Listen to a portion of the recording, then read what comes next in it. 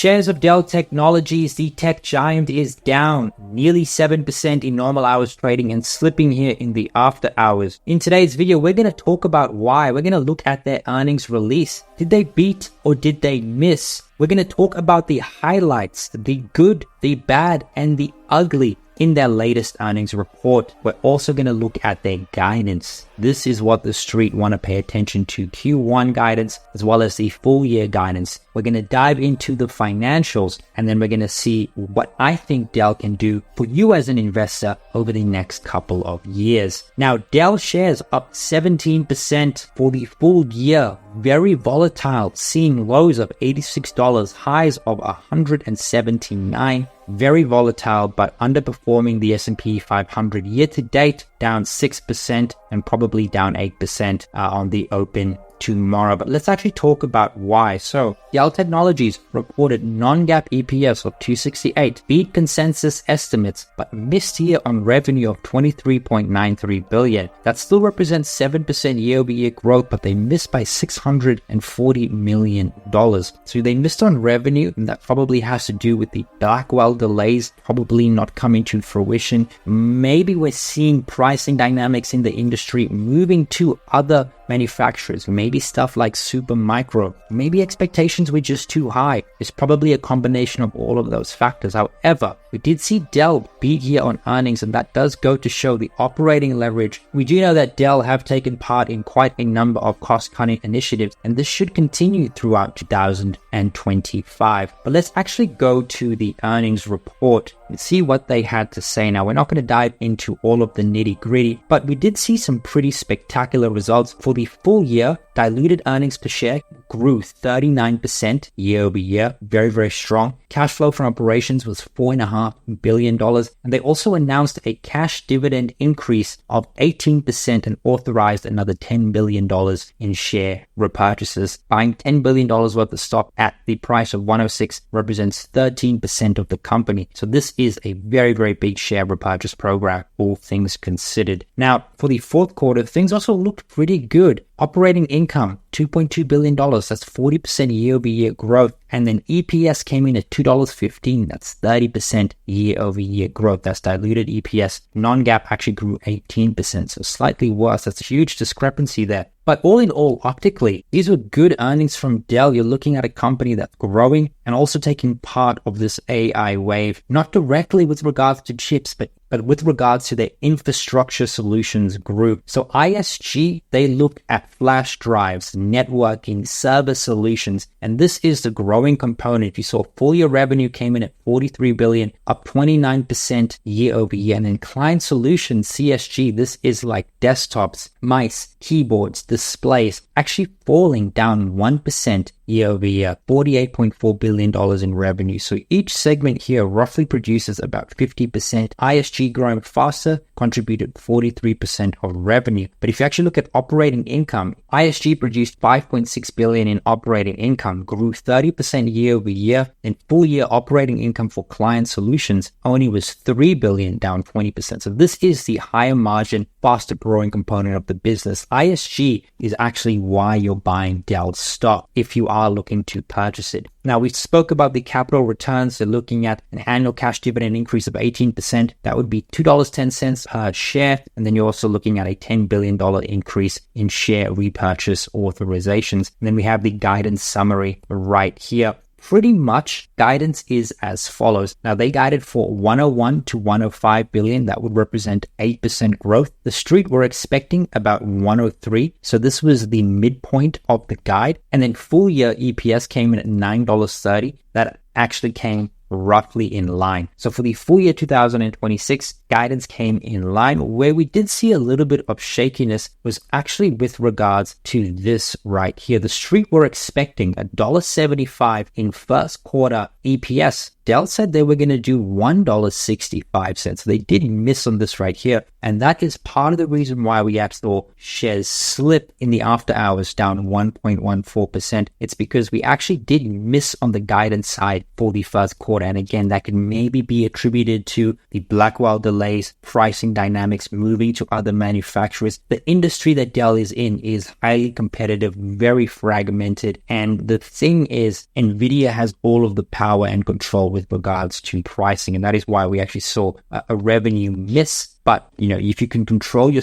expenses, which they have, you can see a beat on the EPS side. But Dell is growing. However, if we actually go to the individual segments, right, this is where things look a bit concerning. Where are we? Is it right here? Yes. So here it is. Okay. So this is the ISG, the Infrastructure Solutions, and then the Client Commercial Solutions group. So you saw servers and networking grew 37%, right? And then the storage grew 5%. Well, that was for the quarter. For the full year, you're looking at 54% growth. So immense growth from 2024 to 25. And then storage only grew 1% of the year. So we actually did see an inflection in growth for storage in this quarter. Maybe that can be extrapolated to the full year. We'll see how that goes. But all in all, we're looking at 29% full year growth, 22% for the quarter growth. Very good results. This segment growing very strongly. You love to see that. However, client solutions, CSG, you're looking at the commercial side, which is the biggest side, only growing mid-single digits for the quarter, low single digits for the full year. And then the consumer side, due to this upgrade cycle being pushed out a year or so, we saw that with Apple, the iPhone, Microsoft warned of that too, down 12% from $2.1 billion to $1.85 billion. Insane. And then down 17% as well for the full year. They reported $9.1 billion in revenue last year, $7.5 billion. So the CSG really weighing on these earnings. If they can get these segments back to growth, that is going to inflect tangibly, because $7 billion or $9 billion worth of revenue for this year, that is tangible relatively speaking. That is a big part of the revenue. The ISG is also the higher margin operation of the group. Looking at this, you see $33 billion in revenue, $4.2 billion in operating income, whereas you see $4.8 billion in revenue for CSG, $3.7 billion. So ISG is definitely the higher value segment, and we'll see if they can keep growing next year. Let's go ahead and quickly look at the balance sheet of Dell. Where are we? Yeah. So the balance sheet, current assets, this is assets they can liquidate within 1 year. They have cash and cash equivalents, $3.6 billion, down from $7 billion last year. Not a healthy trend. You want to see cash increasing. Accounts receivable at $10 billion. So essentially they got $13 billion in cash and cash that's coming in. Short-term financing receivables, $5.3 billion, and then total current assets of $36 billion. Looks healthy in aggregate, but if we go to liabilities, we have to compare the pair. And we can see here, I like to look at long-term debt, $19 billion, roughly the same from what it was at the same time last year. And then short-term debt, $5.2 billion, and then accounts payable, $20 billion as well. Short-term deferred revenue, $13 billion. Total current liabilities of $46 billion. Total liabilities of $81 billion. And then total shareholder equity of negative $1.387 billion or $1.3 billion. Something I don't really like. One thing I like to look for a company is that total current assets, right, outweigh total liabilities. That is not the case. In fact, we have shareholder equity in the negative here. So I wouldn't say Dell's balance sheet is anything concerning, but it certainly isn't healthy, especially given the capital allocation policy they have in place right now. So look, these were great results from Dell, but there's a couple of concerning stuff. I don't like the balance sheet, and their CSG segment is not looking healthy. The consumer side declining quite a bit, low to mid single digit revenue growth. That is a little bit concerning, especially because this business is pretty low margin business. You're looking at free cash flow margins of anywhere from 4 to 5% here for Dell. But does that make it a buy? Because if we look at the earnings valuation for Dell, it trades at a 14 forward PE. The S&P 500 right now trades at 21 times. So that is quite a discount. This is how I value the returns for a stock I like. So I forecast their revenue, I look at their free cash flow margins, and then I do a bit of napkin math to come with a projected growth rate. So I'm using 95.6 billion in revenue. I'm looking at 5% in revenue growth over the next 5 years. We're looking at 8% next year, but that should materially decelerate. So I'm using an average 5%. I do expect free cash flow margins to inflect over the next coming years, and we should see growth from where it is right now, about 2.04% to as high as 7% on the back of ISG being a significantly bigger component of their business as this AI trade goes on. And then we see free cash flow going from $1.9 billion where it is to $8.5 billion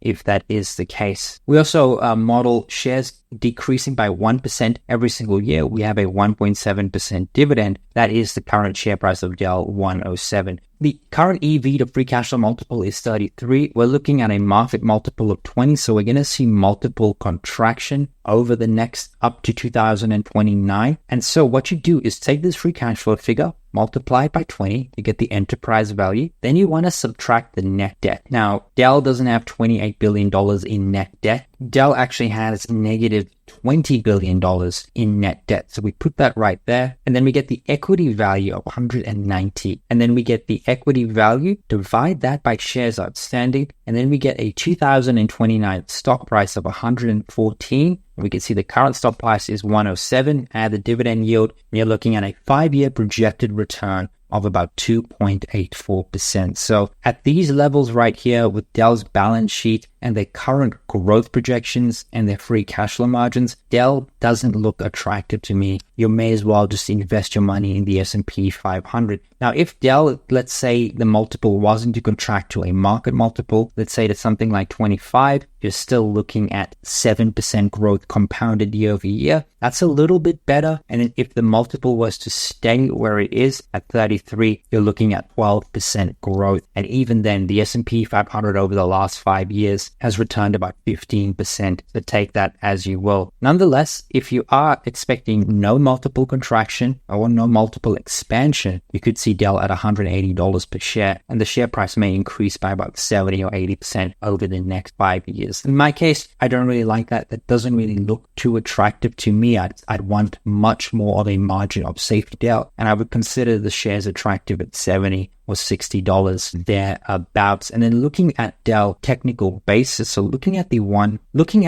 year chart, very volatile. Zooming out though, Dell has formed relatively well. At the start of 2023, mid 2023, the shares were $43. They're now 107. We saw a high of $179. I mean, if you're a trader and you're looking for a good opportunity to get long, this is probably the area where you want to buy anywhere from like 93 to 104. We previously found support right here. It's also where we broke out at this point right here. And we also did find support there as well. And we do know that with stocks, resistance often does turn into support for us to move higher. However, if we go ahead and slip under this, we probably go lower from here in Dell. So I would say that you probably want to put your stops at the $86 mark, buy within this range, and then look for upside to as high as 179. If we take a measured move, let's say from the midpoint of this range all the way to the top end right here, you're looking at an 81% return, assuming we go back to all-time highs, assuming management can execute, and assuming share buybacks do their thing. But all in all, I just would want a little bit more of a discount to get into Dell. However, if you are already long in the name at the $30 or $40 mark, let share buybacks and the dividend pay you to hold, and I would keep holding Dell shares. The business is growing and growing rapidly, and it doesn't look like the hyperscalers are about to scale back their CapEx just yet. And I do think there's probably more upside for Dell as long as the hyperscalers, people like Meta, Google, etc., continue to spend. Dell will continue to print money, at least their ISG segment. And then the bull case being the consumer upgrade cycle, that refresh cycle. If that happens, then you could see material upside in Dell stock. But if you've made it up until here, thank you so much for watching. If you like this video, please subscribe, hit the notification bell, and leave a comment for the algorithm. Cheers.